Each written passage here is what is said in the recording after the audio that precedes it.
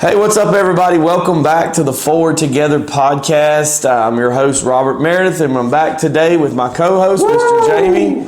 He's back from his travels. Jamie, tell us about last week. You have been gone for 2 episodes now. Glad to have you back. Have been gone for 2 episodes. It is good to be back, just back home, back here. Really just getting, I know we're going to talk about it in a minute, just getting the new year topped off right, get everything started. It's been a crazy busy 2 weeks for me. I was in Dallas, Salt Lake City, Idaho Falls. I got to see my daughter and granddaughter very quickly before the winter storms came in. So busy 2 weeks, but glad to be back home and here. Glad to be back on the podcast. So, Jamie and I were talking, and as this year has kind of unfolded, here we are already at episode 12 of the Forward Together podcast. It's hard to believe. We're almost to the end of January now. And it seems like this year, because of different situations and things that have happened, it's been almost like we felt like kind of spinning your wheels to kind of get the year started. You know, you set some goals, you have some points you want to try to reach at as you go throughout the year, and we've had quite a few delays, and a big part of that's been the weather that we've had to deal with. Weather, it's been crazy. So started the year, I think we talked about it a little bit in one of the podcasts about just goals and what I want to accomplish. And to be honest, today's my day zero. It's New Year's Day. Yeah, today is my New Year's. A couple things. One, so Christmas and New Year's were on Wednesdays. So from a work perspective, just really kind of threw everything off. You want to get in the gym, gyms are closed, and then I walked right into what would be the first Monday. I took off to Dallas that Sunday, so I'm away, meetings at, super early, travel, like I'm up from 5 a.m. to midnight, didn't have a lot of time, and then also when I was home, and you call me a little weak, the few mornings I was here, it was 9 degrees in the morning, and I ain't gonna lie, man, I just don't function like when it's single digits. So everything is a little delayed, but put everything in place to get back on track this weekend. Yeah. So couple tips I would give for you if you're feeling the same way I am. If you haven't, this weekend I took the time to just reset. So for me, that meant, we got home, I got the house cleaned up, the laundry's done, everything's back where it's supposed to be. So when I get up this morning at 3:45, pre-workout's here, I know I got to go do this, but everything's back in its place. I got all my electronic stuff sorted, emails are done, work's caught up. So I'm back, ready to start. Day zero, today's my New Year's. Yeah, so it sounds like you're kind of like me, a lot like me, because I want to know that when I get ready to work, and sometimes there's no really perfect conditions for work and for progress, but I like to know that all these little things are in their right place, and it helps me to be a better focus on the task at hand of what I'm doing, whether I'm prepping a message for Wednesday or Sunday, or whether I'm prepping lesson plans for school, or whatever I'm doing. If my desk is clear, if my stuff is where it needs to be, I feel like I'm more productive. Yeah, the last thing I have to do is the garage. So we went from the ice storm where I had to cut myself out of my driveway and my roads, and then that Friday night, Saturday, before we went and dropped cactus off at my parents' house, it snowed. So, I got chainsaws and shovels and all kind of stuff just everywhere, and still have a lot of trees down on our property that we got to cut up. Got a new chainsaw coming in. Get out, big chainsaw. Get in there. I got like a little chainsaw now. I was like, but now I'm getting a big one.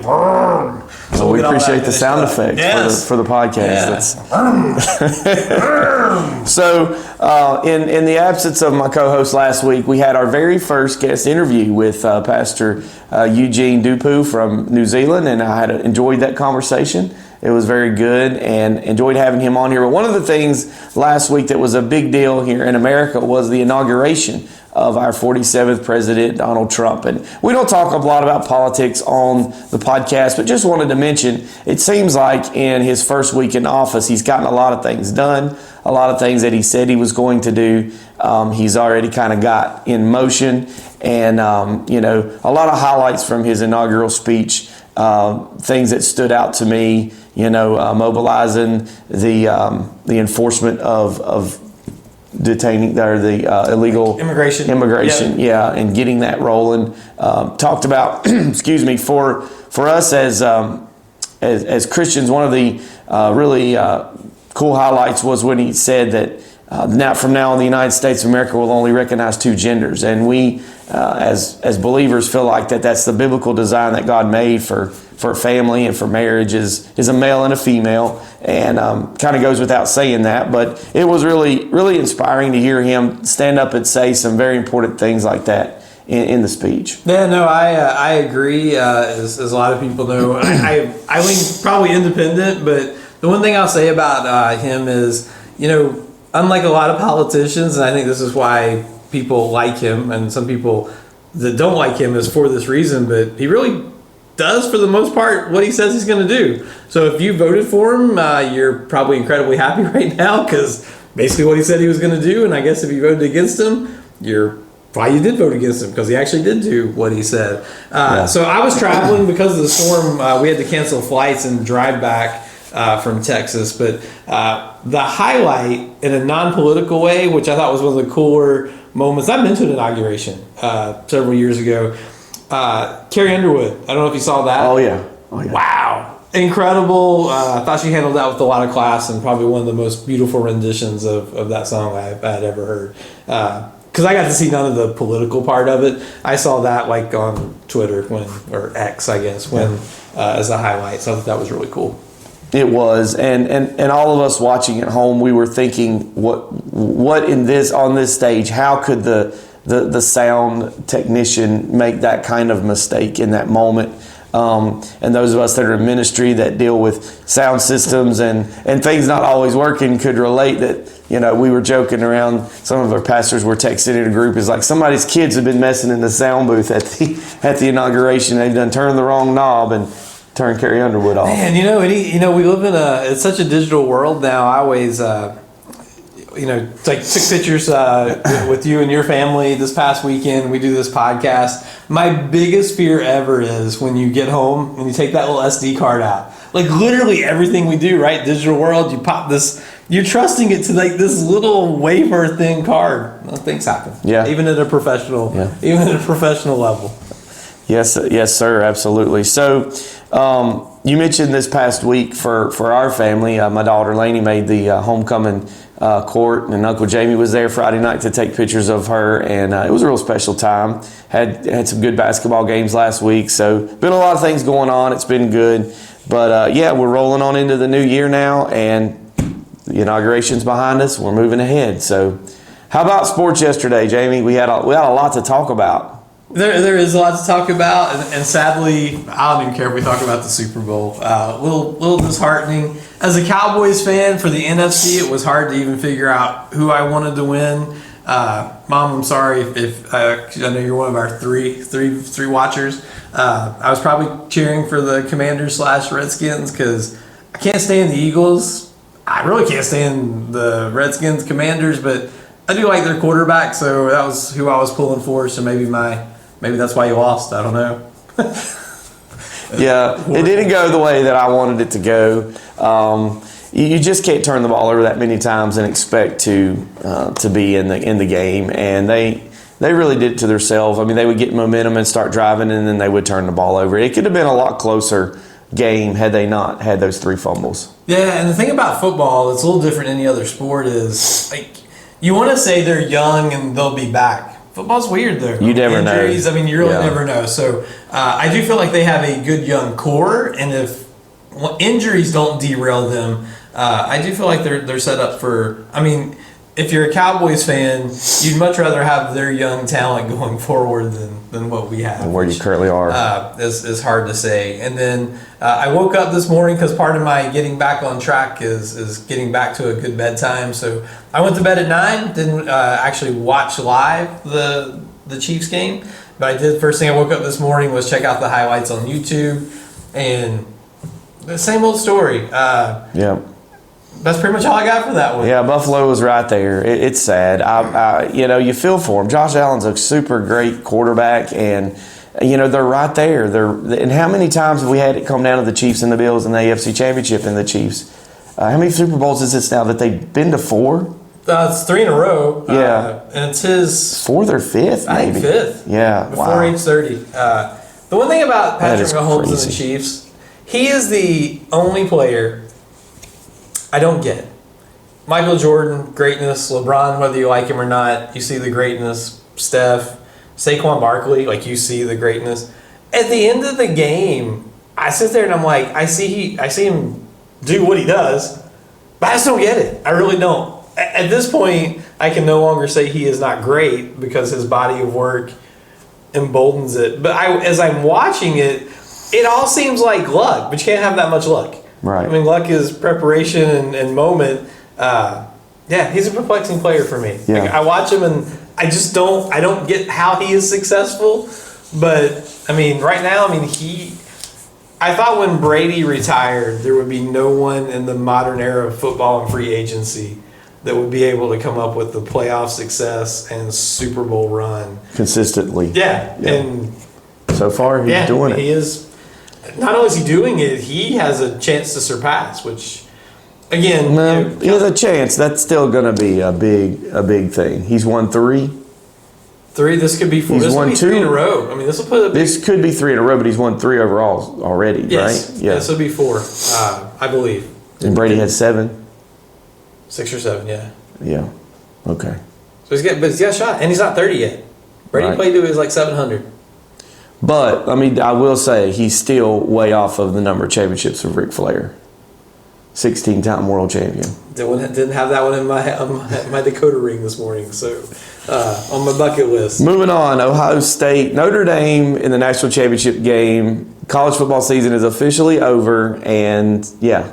You picked it. You picked I was going to say, just for the record, I was on this podcast. I was at the beginning. I said before the playoffs started, because I don't like Ohio State, but they were the best team. As I was watching last week when I was doing the editing, I saw you pick Notre Dame. I'm like, that's a bad pick. I go with my heart. I go with my heart. Well, heart doesn't win. To me, I thought Notre Dame played well from a talent perspective. I felt like Notre Dame played above their weight class, even though they're D1. I mean, they have all the money in the world too. But Ohio State physically at every position. And one of the things I look at is if you took both teams and you played backyard football, how many players would you pick as you were picking your team? Would you pick from Notre Dame over Ohio State? I've never had that thought. I don't know. There might have been 2. Really? Yeah. Okay. Everybody else from a pro football standpoint, draft standpoint, talent standpoint, Ohio State won at almost every position. Yeah. And unless you have turnovers, it's hard to win. So I don't know what college football is going to do, and this is not the podcast for it, but the NIL is going to make it. We're literally next year already going in. There's 3 teams, and everybody else is just really shooting to get in the playoff. But there's going to be 3, maybe 4 teams that have a shot, and that's it. I mean, it's probably always been that way. But now they have $20+ million payrolls. But you got to play the games. Yeah. You just never know what happens till you play the games. Most of us wouldn't have picked Washington to make it to the championship either. So just got to see what happens. So the national championship's behind us, and the Super Bowl is coming in a couple of weeks. Jamie and I may or may not watch the Super Bowl, depending on the mood we're in, I guess, at the moment. But it's not a priority at this point. Care less. It's really not. No. Not another Eagles-Chiefs. If I'm gonna pick a team, I'm picking the Chiefs. With being a Washington fan, cannot pull for the Eagles at all. So I'm picking the Chiefs. You gonna make a pick? Not right now. Not right now. We'll see. Maybe next week. All right. Another big news this week is in the world of baseball. Baseball's coming soon. We're going to start talking more about baseball on the show. Is that our local Billy Wagner was inducted into the Baseball Hall of Fame on his last year of eligibility. So congratulations, Billy Wagner. I say local as in Franklin County, Ferrum College, as Billy is went to Tazewell High School, but local for Southwest Virginia. He went to Tazewell, and it's a big deal for Ferrum College, a small little college in rural Franklin County, Virginia, can now boast that they have a Hall of Fame player they have a former alumni in the Hall of Fame. And so that's really cool. It was one thing to have Billy Wagner, and you also had Eric Owens from the 90s, 2 players that made it to the major leagues, but now to have a Hall of Famer, that's really cool. It is cool. I mean, it's a little bit like, J.J. Redick, probably because he's a little younger, and he's on TV all the time. It's kind of that same, you kind of adopt him, even if it wasn't from your high school or from your town. So Really cool. Nothing draws views to a podcast like baseball, so excited that that's coming up. But I'm excited for Billy Wagner to get in the Hall of Fame. It's almost like NASCAR. It's almost like NASCAR. I got one more thing to say about Billy Wagner. Sorry. Billy, to me, I believe he has the record for the all-time saves for a left-hander. And to me, Billy Wagner just seems like just your regular guy.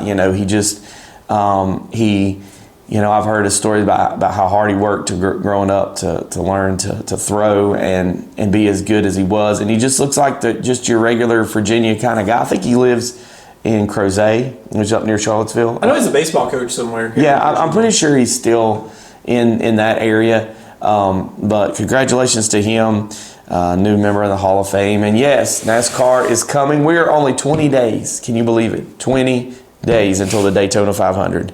Hard to imagine. 20. It is sold out. I think this is 10 consecutive sellouts for the Daytona 500. So if you're planning to go, you're going to have to go to StubHub or some other place to try to find tickets because they are sold out. Where is the Daytona 500? I believe it's in Florida. Is that Daytona? Yes, Daytona Beach, Florida. That's such original names. A little slow this morning, huh? All right.